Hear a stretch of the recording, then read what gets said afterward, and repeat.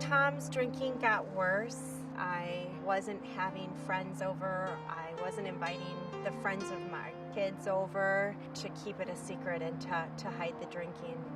At first, didn't really seem like a problem to me until I started to realize, okay, well, we're on the second bottle. I really couldn't believe that she was an alcoholic. I thought that, she was just having a bad day. But the bad days were starting to pile up. Alcoholism is a family illness. It destroys families. It tears families apart. And the healing that happens when somebody gets sober, either the alcoholic or a member of the family, it changes the dynamic of the entire family. Because as a family member, we look at the person who's struggling with addiction, and it's so obvious to us and everybody around us, they have a problem. And we don't get that how we are reacting to them or our efforts to help them are actually creating problems in our own lives. Well, when we opened the retreat, we realized right away that we needed to do something for the family of the guests that are coming to the retreat. When families arrive here for the family program, not only do they not want to come, but they're really confused, angry, scared, tired, exhausted. But we haven't given up hope because we come. My sole focus became getting Tom to stop drinking. That was all I could think about. I ended up feeling like a failure because that was the one thing that was most important to me and our family. And I wasn't able to do it. I always in my mind would think I would quit on a Monday. Those Mondays came and went, and it was always, well, maybe next Monday I won't drink. We'll try next Monday. The next Monday came, oh, maybe it'll be next Monday. So it was just a progression that never stopped. When Jessie was about 9 years old, I went into outpatient treatment for my alcoholism. I just thought that since she had seen what happened to me with alcohol, that she'd never drink. I think the first time with Jessica's alcoholism that I really experienced an extreme frustration was on our wedding night. Jessica, at the reception, was inebriated and passed out. It started to become more of a power struggle between the two of us. Well, you don't need to drink so much. How about if I just drink when we go out? Well, it frustrates me when you drink. Those kind of discussions. The day that I came to the retreat for a visit, I didn't want to go to a treatment center. I didn't want to go down that road again. Our children, before I came into the retreat, the past year has been really hard for them.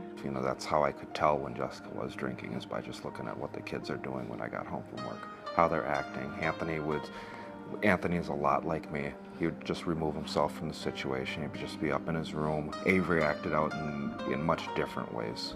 The whining and just the behavioral things, so you could tell that it was a huge strain on them. I was so angry with her because I just thought, why don't you just stop drinking? She was driving in the car with the kids and drinking. Finally, everything, I thought things could not get worse, and they did.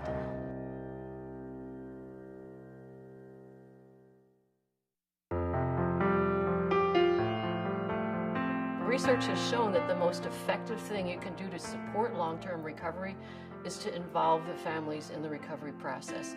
The whole model is based on the power isn't in somebody's theory, the power is in the shared story. And so when you have an alcoholic or an addict sitting down with a family member, really with the intention of just helping this other person understand what it's like to be struggling with addiction. When I got to the family program, I was with a group of other individuals who had also been living with alcoholics or loved alcoholics, and it was a relief to spend some time and realize that I wasn't alone, that a lot of people had similar experiences that they could share with me, and that we could help each other. Since I've been out of the retreat, well, I know our home life has been better. I feel as a father or a husband that I've spent more time with my kids and my wife. I'm there more, 100%. It's going on bike rides, for a walk, or having you around in the morning. I mean, Tom used to sleep in quite late on Saturdays, and now he's up and can be involved in whatever we're doing. We Well, I like to still water- can't get up that often, but You get to see people change. You know lives are changed. You know that when the retreat guest leaves here and goes home to their family that's gone through the program, things are going to be different. There's a possibility that didn't exist before the families came and got help. And I think that that's one of the biggest things, and I'm just so appreciative for it, that the retreat teaches its family or its members, is that, you know what, there's a different way for you to lead your life. There's a different way to look at things. I got my dignity back being here. They treat you with respect, that you're a loving, wonderful human being, and it's not the end of the world, that it's more of a beginning.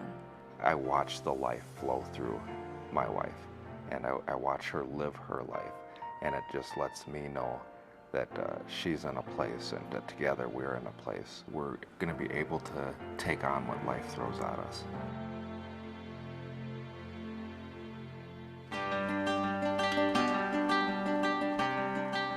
I'm so grateful to the retreat for giving me my husband back and teaching me about how to live with joy. I'm more patient with Tom. I'm more patient with the kids. I'm so much happier now. We've created this residential continuum of recovery that is all based on the same philosophy. Surround people with this community of support, people who believe in them when they don't believe in themselves, and watch the miracle come alive.